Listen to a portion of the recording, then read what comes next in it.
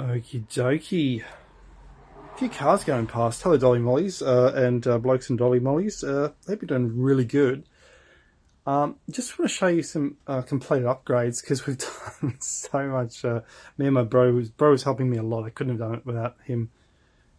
Just to get this scope ready because I got it at a great price. Well, I don't know if it was a good price or not. Some think it is. I don't know. You can always get stuff cheaper, but anyway. But I wasn't seeing any at that price point, so anyway, it's 16 inches. So tube is 19. Hey, how you doing? So what did we do here? Well, one of the things we did is put a like a fork. Do you see this? Do you see this here? There's a fork mount.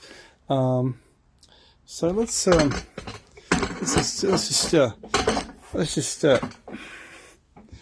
bring it in. What do they say in America? Scoot in? No, they say bunch in. I don't know. Tell me in the comments what they say in America. Oops. Oh, right. There we go. Good. So we did some upgrades. There's a fork mount. Now, what I wanted to show you is you don't have to use a fork mount. There are alternatives you can actually employ. So I've used the fork mount here as a pointer to attach the red dot finder, the phone for Astro Hopper, and the right angle finder. But instead of doing it that way, I've discovered there's actually another way you can actually do it. You can use one of these. So something like this is it's just a long version of like one of the brackets, basically these brackets here. One of these brackets here. So you can actually just mount it, say like that, and you could put, say, red dot finder there, phone there. It doesn't have to be like a fork sort of model like this, where you have like that one and the phone and the red dot. And anyway, what have we done? So we've put I've put the Skywatcher right angle to go with the red dot. That's absolutely essential. It didn't come with that.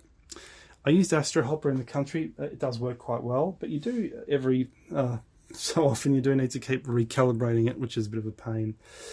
One of the things I did also we had to take apart the stand. So now it does that. Before it was grinding a lot, so that was a bit of a problem. So you don't be afraid. Like my bro really helped me to remove the bolt, and we put a new bolt in the base, and we got all this gunk and rust and soil and rubbish out of the base because it was the previous owner did store it outside for 5 years. That's why it's a bit rusty. But anyway, the mirrors are great. That's all you need. The frame's great. This is what I did here. This is a new focuser. So the old focuser was absolute.